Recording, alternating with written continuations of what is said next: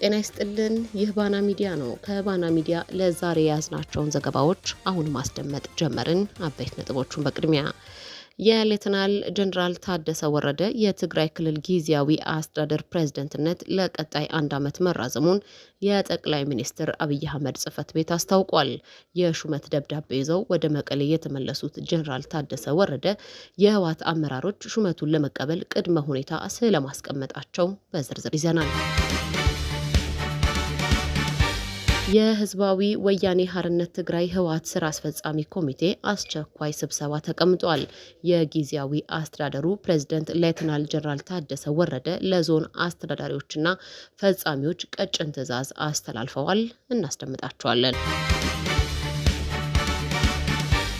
በአማራ ክልል በመከላከያ ካምፖች ውስጥ የምርጫ ጣቢያዎች ተቋቋሙ። በበርካታ የክልሉ ከተሞች ነዳጅ ሊቀዱ የተሰለፉ ነዋሪዎችም ከብልጽግና መመሪያ ተሰጥቷቸዋል። በዝርዝር እናየዋለን።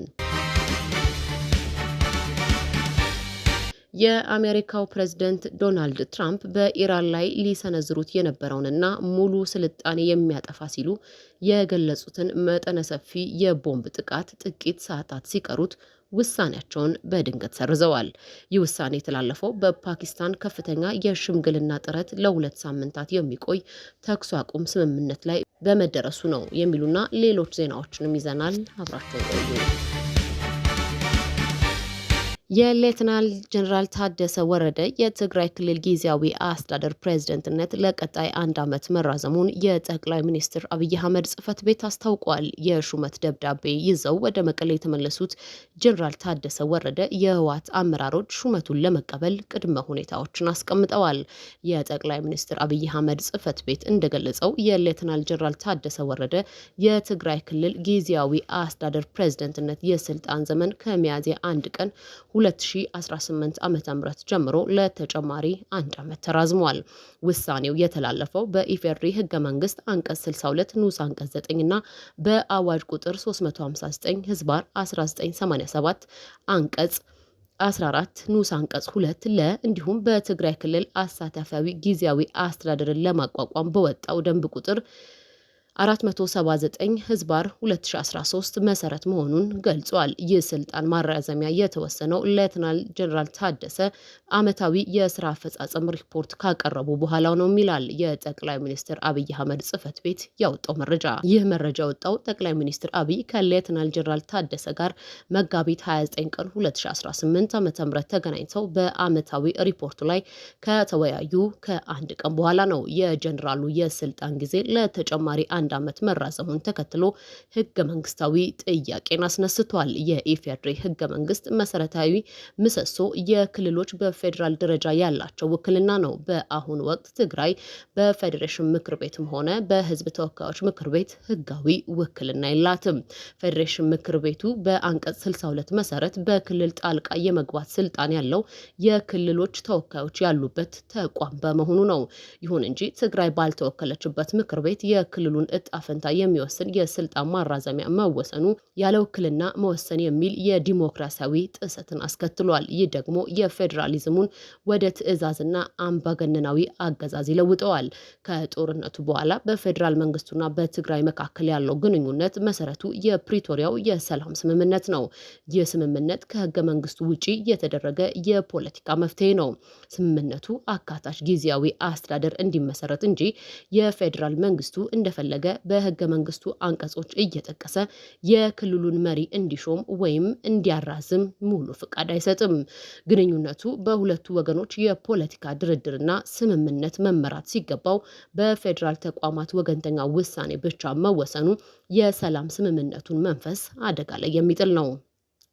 መንግስት የጠቀሰው አንቀጽ 62 ንዑስ አንቀጽ 9 ህገ መንግስታዊ ስርዓቱ አደጋ ላይ ሲወድቅ ጣልቃ መግባትን የሚፈቅድ ነው።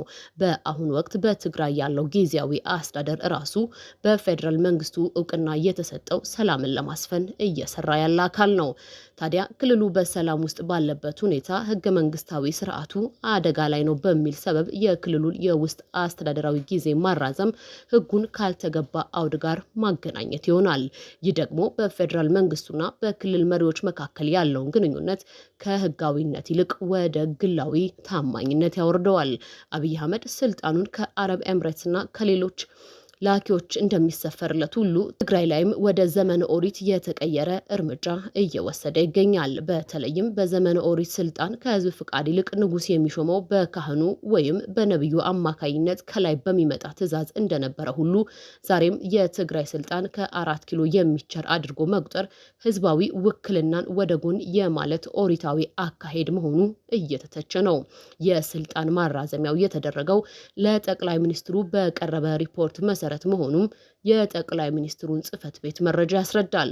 የአንድ ክልል መሪ ተጠያቂነቱ ለክልሉ ህዝብ ወይም ለክልሉ የአንድ ክልል መሪ ተጠያቂነቱ ለክልሉ ህዝብ ወይም ለክልሉ ምክር ቤት መሆን ሲገባው ለፌዴራል አስፈጻሚ አካል ለጠቅላይ ሚኒስትሩ ሪፖርት አቅርቦ ስልጣን ማራዘሙ የክልሉን የራስ በራስ የማስተዳደር መብት እጅጉን ይሸረሽራል። ይህ ውሳኔ በትግራይ ያለውን የፖለቲካ ሽግግር ከህዝባዊ ውሳኔ ይልቅ በፌዴራል መንግስቱ በግለሰብ ውሳኔ እንዲወድቅ ያደርገዋል። ከህገ መንግስታዊ ጥሰት ውጪ ፕሬዝደንቱ ክልሉን እንዲመሩ እምነት ከተጣለባቸው የክልሉ የበጀት ድጎማና የነዳጅ አስተዳደር ለምን በተሟላ ሁኔታ በእጃቸው አልገባም የሚሉ ድምጾች እየተሰሙ ነው። ይህም እምነቱ የተጣለው በፕሬዝዳንቱ ብቻ እንጂ በትግራይ ህዝብ ላይ እንዳልሆነ ቅሬታን ፈጥሯል። የትግራይ ህዝብ ለዘመናት የታገለው ራሱን በራሱ በፈለገውና በመረጠው መሪ ለማስተዳደር እንጂ በ4 ኪሎ በጎ ፍቃድ በሚሾምለት መሪዎች እንዲተዳደር አይደለም የሚለው መከራከሪያ ደግሞ በብዙዎች እየተነሳ ይገኛል። የአሁኑ ውሳኔ ህዝብ በመረጠው መሪ እንዳይመራ የሚያደርግና የህገ መንግስቱን መንፈስ የሚጻረር ነው ተብሏል። ጀነራሉ 1 ዓመት መርተው ሞት፣ ስደት፣ ስቃይን አነገሱ እንጂ የተፈናቀሉትን አልመለሱም የሚሉ ወገኖች የጊዜያዊ አስተዳደሩ ቆይታ መራዘም የህዝቡን ስቃይ ከማራዘም ውጪ ፋይዳ የለውም ይላሉ። ትግራይ ለ6 ተከታታይ ዓመታት በጊዜያዊ አስተዳደር እንድትመራ መደረጓ የክልሉን ህዝብ በቋሚነት በፖለቲካ አለመረጋጋት ውስጥ ለማቆየት የታለመ የብልጽግና ስውር አጀንዳም እንደሆነ ተጠቅሷል። በፕሪቶሪያው የሰላም ስምምነት መሰረት በትግራይ የሚቋቋመው ጊዜያዊ አስተዳደር በፌዴራል መንግስቱና በህወሓት መካከል በሚደረግ ምክክርና ስምምነት ሊመራው የሚገባው ቢሆንም የፌዴራሉ መንግስት ግን የህወሓትን አመራር ወደ ጎን በመተው በብቸኝነት መወሰኑ ደግሞ ስምምነቱን በይፋ የሚጥስ ነው ተብሏል። እነዚህ ሁሉ ህጎችን ጥሶ የሹመት ደብዳቤ ይዞ ወደ መቀሌ የተመለሰው ጀነራል ታደሰ ወረደ ሹመቱ በህወሓት ተቀባይነት እንዲኖረው ቅድመ ሁኔታ ቀርቦላቸዋል ተብሏል። እነዚህ ሁሉ ህጎች ተጥሶ የሹመት ደብዳቤ ይዘው ወደ መቀሌ የተመለሱት ጀነራል ታደሰ ወረደ ሹመቱ በህወሓት ተቀባይነት እንዲኖረው ቅድመ ሁኔታ ቀርቦላቸዋል ተብሏል። በዋናነት የፌዴራል መንግስቱ ሊፈጽማቸው የሚገቡ የቅድመ ሁኔታ ግዴታዎች ተፈናቃዮች የትግራይ ግዛት መመለስ፣ የህወሓት እውቅና፣ የበጀት የነዳጅ አቅርቦትና የደህንነት ዋስትና በግልጽ አስቀምጠሃል ወይ የሚሉ ይገኙባቸዋል። እነዚህ ጉዳዮች የፌዴራል መንግስት በቀጣዮቹ 2 ወራት ተግባራዊ ለማድረግ ቃል ገብቶ ከሆነ ህወሓት የጀነራል ታደሰ ወረደ ሹመትን እንደሚቀበል ሰምተናል። ቅድመ ሁኔታዎች በአጭር ጊዜ ተግባራዊ የማይደረጉ ከሆነ ህወሓት የሚወስዳቸው እርምጃዎች ጠረጴዛ ላይ መሆናቸውንም ሰምተናል። የህወሓት ስራ አስፈጻሚ ኮሚቴ አስቸኳይ ስብሰባ ስለመቀመጡ ተሰማ። ስራ አስፈጻሚው ለስብሰባ ሊቀመጥ የቻለው የጀነራል ታደሰ ወረደ ለትግራይ የመከተ ኃይል ሪፖርት ሳያቀርቡና ሳያወያዩ ወደ አዲስ አበባ ማቅናታቸውና በየወረዳው የሚደረገው የምክር ቤት ውሳኔዎችን ምክንያት በማድረግ ነው።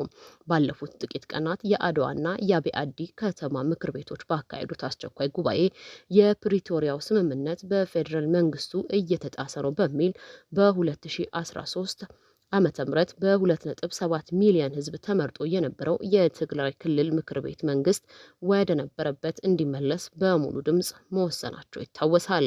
ይህ እንቅስቃሴ በሁሉም የትግራይ ወረዳዎች ተግባራዊ እንዲደረግም ግፊት እየተደረገ መሆኑ መዘገባችን አይዘነጋም።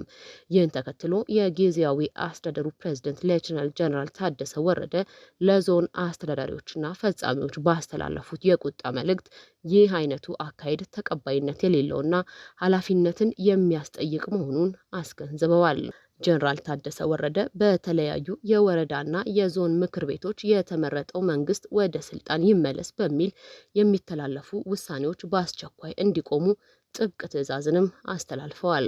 ጀነራል ታደሰ አክለውም ቀደም ሲል ለዞን ፈጻሚዎች ተሰጥቶ የነበረው ሰዎችን የመሾም ስልጣን መነሳቱና ከእንግዲህ በኋላም እርሳቸው ሳይፈርሙበት የሚጸድቅ የስልጣን ሹመት እንደማይኖር በግልጽ አስታውቀዋል። የህዝባዊ ወያኔ ሓርነት ትግራይ ህወሓት ስራ አስፈጻሚ ኮሚቴ ባካሄደው ስብሰባ በየወረዳውና በየዞኑ የሚወጡ እነዚህ የምክር ቤት ውሳኔዎች በማን ትዕዛዝ እየተከናወኑ እንደሆነ እንደማያውቁ ገልጸው ድርጊቱ በአስቸኳይ እንዲቆም ማሳሰባቸው ተዘግቧል። ጀነራል ታደሰ ወረደ ከህወሓት ስራ አስፈጻሚ ኮሚቴ ጋር አስቀድመው ሳይመክሩና ሳይወያዩ ወደ አዲስ አበባ ማቅናታቸው በፓርቲው አመራሮች ዘንድ ከፍተኛ ውዝግብን አስነስቷል። ይህ እርምጃ ህወሓት ለረዥም ጊዜ ሲከተለው ከነበረው የጋራ ውሳኔ አሰራር ያፈነገጠና ድርጅታዊ መመሪያን የጣሰ ነው ተብሏል። ቀደም ሲል ማንኛውም አይነት ወሳኝ የፖለቲካም ሆነ የዲፕሎማሲ ጉዞዎችና ውሳኔዎች በጋራ ምክክር ይከናወኑ የነበረ ቢሆንም አሁን ግን ጀነራሉ በተናጠል የወሰኑት ውሳኔ መሆኑን የአመራር ስርዓቱን ያናጋ ነው የሚል ቅሬታን አስከትሏል። እንዲህ አይነት ወሳኝ እርምጃዎች ያለበቂ የውስጥ ውይይት መወሰናቸው በድርጅቱ ከፍተኛ አመራሮች መካከል ያለውን መተማመን ሊሸረሽር ይችላል የሚል ስጋትም በስፋት እየተገለጸ ይገኛል። የብልጽግናው አገዛዝና የአማራ ህዝብ ምርጫውን በተመለከተ ተፋጠዋል። ህዝቡ በድሮ መደብደብ በቃኝ፣ ሰላም እፈልጋለሁ፣ ምርጫ አልመርጥም ብሎ ሰላማዊ ሰልፍ ከወጣ በኋላ በብልጽግናው ቤት ጉዳዩ እንደ ከፍተኛ ስጋት ታይቷል። የአማራ ህዝብ በዚህ ደረጃ የሚያስተላልፈውን መልእክት በቀላሉ ያላየው አገዛዙ አሁን ደግሞ በመከላከያ ካምፖች ውስጥ የምርጫ ጣቢያ በማቋቋም ህዝቡ ካምፕ ውስጥ እንዲሰበሰብ በማድረግ ላይ ነው። በአፈሙዝ የታጀበው የብልጽግና ምርጫ የአገዛዙ ሰራዊት ማስፈጸም መጀመሩ በርካቶችን አስደንግጧል። የሀገሪቱን ዳር ድንበር ማስከበር ሲገባው ከገበሬ ጋር መንደር ለመንደር ሲፋለም የሚውለው የአብይ አህመድ ሰራዊት አሁን ደግሞ የምርጫ ሰባኪና አስፈጻሚ ሆኖ መጥቷል። በዚህ መንገድ በአፈሙዝ ተገደው የምርጫ ካርድን የወሰዱ የአማራ ነዋሪዎች በቀጣይ አገዛዙ ራቁቱን የሚያስቀሩበት የተለያዩ ህዝባዊ ምላሾችንም ለመፈጸም እየተዘጋጁ መሆኑ ተሰምቷል። ከአማራ ህዝብ ጋር እልህ ውስጥ የገባው የአብይ አህመድ አገዛዝ ከዚህ በኋላ ከአማራ ህዝብ ጋር ምንም አይነት ውል እንደሌለው ስለተረዳ በግድ ፈልጉኝ የሚመስል እርምጃውን ቀጥሎበታል እየተባለ ነው። የአማራ ህዝብ ካለው ታሪካዊ ስብዕና አንጻር የሚያደርገውን ያውቃል የሚሉት ታዛቢዎች ምርጫ አንፈልግም ብሎ ሰላማዊ በሆነ መንገድ ሀሳቡን መግለጹ መብቱን እንጂ አብይ አህመድ የሰጠው ችሮታ እንዳልሆነ አስምረውበታል። ምርጫው በመቃረቡ ምክንያት የብልጽግና የሚዲያ ሚሊሻዎች ሳይቀሩ የአማራ ህዝብ የግድ መሳተፍ ይኖርበታል እስከ ማለት የደረሱ ሲሆን ይህም የአብይ አህመድ ሌላው ኮንቪንስና ኮንፊውዝ ስትራቴጂ ተደርጎ ተወስዷል። በሌላ በኩል በአማራ ከተሞች ነዳጅ ለመቅዳት የተሰለፉ ነዋሪዎች ማደያ ውስጥ ካርድ ውሰዱ የሚል ግዴታም ተጥሎባቸዋል። እነዚህ ሰዎች ሰሞኑን በነዳጅ እጥረት ምክንያት ለብዙ ቀናት ሰልፍ መጠበቃቸውና መንገላታታቸው ሳያንስ የብአዴን ካድሬዎች ማደያ በመገኘት የምርጫ ካርድ እንዲወስዱ በመጠየቅ ሌላ ችግር እየፈጠሩባቸው መሆኑ ተሰምቷል። ነዳጅ ቀዲዎቹ ካርድ አንወስድም የሚል አቋማቸውን ቢገልጹም የማትወስዱ ከሆነ ነዳጅም አትወስዱም ተብለዋል። የአገዛዙ ምክትል ጠቅላይ ሚኒስትር ተመስገን ጥሩነህ በጉዳዩ ላይ በሰጡት ማብራሪያ ከውስጥም ከውጭም ምርጫውን ለማደናቀፍ ተነስተውብናል በማለት ከሰዋል።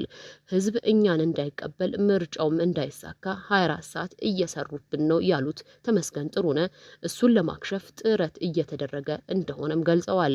ለምርጫው መቀዝቀዝ ጠላት ባላቸው ኃይሎች ላይ ለማላከክ ቢሞክርም መሬት ላይ ተጨባጭ ሁኔታው ግን ምርጫውን እየሸሸ ያለው ራሱ ህዝብ ነው ይባላል።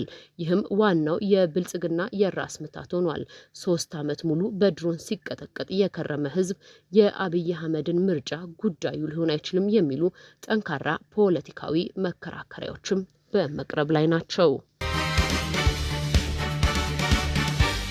የኢትዮጵያ ሕዝባዊ አብዮት ፓርቲ ኢህአፓ ሚያዝያ 30 ቀን 2018 ዓ.ም በአዲስ አበባ፣ በመቀሌ፣ በባህር ዳር፣ በጎንደርና በሌሎችም የኢትዮጵያ ከተሞች ላይ ሰላማዊ ሰልፍን ጠርተዋል። ሰላማዊ ታጋይ ነን ከሚሉ የሀገሪቷ ተቃዋሚ ፓርቲዎች ውስጥ ኢህአፓ አንዱ ነው። የፓርቲው አመራሮች ህዳር 2016 ጦርነት ይቁም በሚል ሰላማዊ ሰልፍ በመጥራታቸው ሀገር አፍራሽ ተብለው እስር ቤት መግባታቸው አይዘነጋም። እንደነ ኢዜማ የመሳሰሉት ፓርቲዎች ደግሞ የብልጽግናን ችሮታ እየጠበቁ የሚሰጣቸውን የወንበር ቁጥር እያሰላሰሉ ይገኛሉ። በቀጣይ 5 ዓመት ብልጽግናን እንዴት እንደሚያጅቡም ተግተው በመስራት ላይ ናቸው። ከነዚህ ተቃዋሚዎች ውስጥ የተሻለ የሚባለው ኢህአፓ ያስቀመጣቸው ኢህአፓ አሁንም ህዝቡን አደባባይ ጠርቷል። ፓርቲው እንደሚለው ያስቀመጣቸው ቅድመ ሁኔታዎች በብልጽግና አገዛዝ ሊመለሱ አልቻሉም ብሏል። የምርጫ አስቻይ ሁኔታ ቢኖር ኖሮ ኢህአፓ አይኑን ሳያሽ በምርጫው ተሳትፎ የኢትዮጵያን ህዝብ ከቀጣይ መከራና እልቂት ለመታደግ ኢትዮጵያንም ከተደቀነባት የመፍረስ አደጋ ለማዳን የበኩሉን አስተዋጽኦ ያበረክታል፣ ሙሉ ዝግጅትንም አድርጎ ነበር በማለት ሀተታው ቀጥሏል። ነገር ግን ገዢው ብልጽግና ፍላጎቱ ዲሞክራሲያዊ ምርጫ ማካሄድ ሳይሆን ዛሬም ከቻለ አታሎ አጭበርብሮና ሸውዶ አለዚያም አፍኖና ጨፍልቆ ተመርጫለው እወቁልኝ ለማለት ነው ሲል ከሷል። በጦርነት መፈናቀል፣ የንጹሃን የጅምላ ግድያና እስር የኢትዮጵያ መልኮች በሆኑበት ወቅት የሚካሄደው ምርጫ ስለ ስርዓቱ ንጹሃንን በጅምላ መግደልህን፣ ማሰርህንና ማሳደድህን፣ ዜጎች በፖለቲካ አመለካከታቸው ምክንያት በግፍ ማሰርህን ቀጥል ብሎ መፍቀድና የህዝቡንም ስቃይ ከማስቀጠል የዘለለ ትርጉም አይኖረውም ሲልም ገልጿል።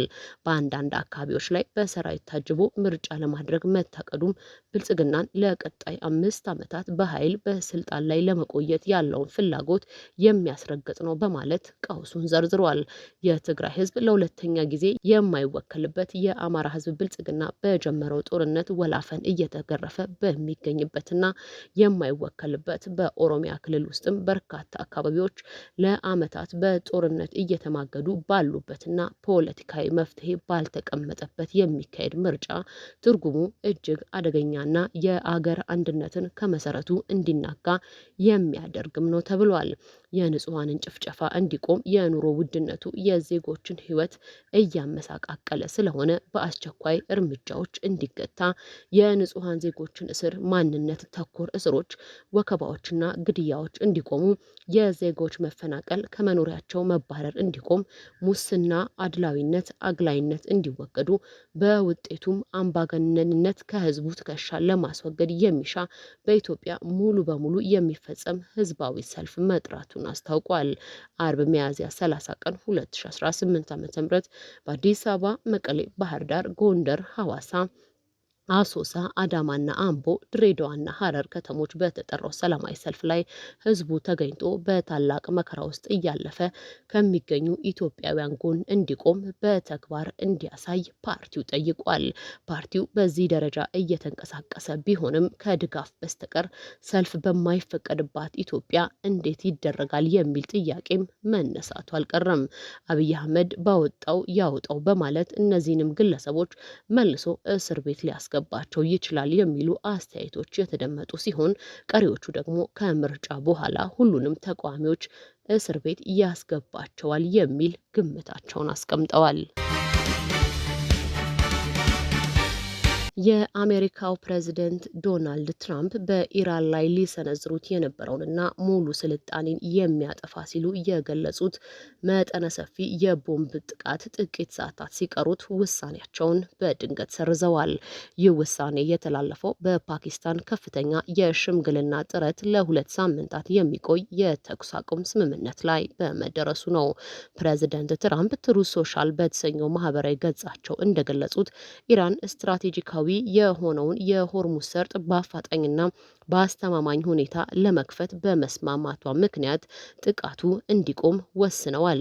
ይሁን እንጂ ኢራን ቅድመ ሁኔታውን ካላከበረች ጥቃቱ በማንኛውም ሰዓት ዳግም ሊንቀሳቀስ እንደሚችል አስጠንቅቀዋል። የኢራን የውጭ ጉዳይ ሚኒስትር አባስ አራቅቺ በበኩላቸው የአሜሪካ ጥቃት እስከቆመ ድረስ የሀገሪቱ ኃይሎች የመከላከል እርምጃቸውን እንደሚያቆሙ አረጋግጠዋል። በሰርጡ የሚደረገው የንግድ መርከቦች ጉዞም ከኢራን ጦር ጋር በሚደረግ ቅንጅት የሚከናወን ይሆናል ብለዋል። በፓኪስታን በኩል ለዋይት ሀውስ የቀረበው የኢራን የሰላም እቅድ 10 ዋና ዋና ነጥቦችን ይዟል። በኢራን ላይ የተጣሉ ማዕቀቦች ሙሉ በሙሉ እንዲነሱ፣ የአሜሪካ ጦር ከመካከለኛው ምስራቅ እንዲወጣ፣ የታገዱ የኢራን ንብረቶች እንዲለቀቁና ለደረሰው ውድመት ካሳ እንዲከፈልና በሊባኖስ የመንና ኢራቅ ላይ የሚሰነዘሩ ጥቃቶች እንዲቆሙ እንዲሁም ኢራንና ኦማን በሰርጡ በሚያልፉ መርከቦች ላይ እስከ $2 ሚሊዮን ክፍያ እንዲያስከፍሉና ገንዘብ ለኢራን መልሶ ግንባታ እንዲውል የሚሉ ናቸው። ምንም እንኳን የተኩስ አቁም አዋጅ ቢታወጅም ስምምነቱ ገና ከጅምሩ ስጋት ላይ ወድቋል። ስምምነቱ በታወጀ በጥቂት ሰዓታት ውስጥ የተባበሩት አረብ ኤምሬትስ፣ ኩዌትና ባህሬን ከኢራን አቅጣጫ የሚሰነዘሩ የሚሳይልና የድሮን ጥቃቶች መመከታቸውን አስታውቀዋል። በተለይም በኩዌት የሚገኙ የነዳጅ ማጣሪያዎችና የኤሌክትሪክ ጣቢያዎች ኢላማ መደረጋቸው ተነግሯል። የአሜሪካው ምክትል ፕሬዚደንት ጄዲ ቫንስ ስምምነቱ በቀላሉ ሊጣስ የሚችል መሆኑን ገልጸው ኢራን በቀና ልቦና መደራደር እንዳለባት አሳስበዋል። የእስራኤል ጠቅላይ ሚኒስትር ቤንያሚን ኔታንያሁ የተኩስ አቁም ቢደግፉም ስምምነቱ ግን ሊባኖስን እንደማያካትት በግልጽ ተናግረዋል። እስራኤል በሊባኖስ በኩል በሂዝቦላ ላይ የምታደርገውን የምድር ወረራ እንደማታቆም ገልጻለች። ይህን ተከትሎ ኢራን እስራኤል ሊባኖስ ላይ የምትፈጽመውን ጥቃት ካላቆመች ከተኩስ አቁሙ እንደምትወጣ አስጠንቅቃለች። የፓኪስታን ጠቅላይ ሚኒስትር ሸባዝ ሻሪፍ ሁለቱን ወገኖች በመጪው አርብ በኢስላማባድ ፊት ለፊት ድርድር እንዲጀምሩ ጥሪ አቅርበዋል። የአሜሪካ ልዑካን ቡድን ምክትል ፕሬዚደንት ጄዲ ቫንስ የሚመሩት ሲሆን የኢራንን ልዑክ ደግሞ የፓርላማው አፈ ጉባኤ መሐመድ ባገር ጋሊባፍ እንደሚመሩት ጠቁመዋል። ይህ የተኩስ አቁም ስምምነት ላይ መደረሱን ተከትሎ በዓለም አቀፍ ደረጃ የነዳጅ ዋጋ መረጋጋት ማሳየት የጀመረ ሲሆን በመላው ኢራን የሚገኙ ዜጎችም ደስታቸውን በየጎዳናው እየገለጹ ይገኛሉ። የተከበራችሁ የባና ሚዲያ ተከታታዮች ለዛሬ ያዝናቸው ዜናዎች እነዚህን ይመስሉ ነበረ። ስለተከታተላችሁን ከልብ እናመሰግናለን። መረጃዎቻችን ለሌሎችም እንዲደርሱ ቪዲዮውን ላይክና ሼር ማድረጋችሁን እንዳትረሱ። ለቻናላችን አዲስ የሆናችሁ ደግሞ ሰብስክራይብ በማድረግ የቤተሰባችን አካል ይሁኑ።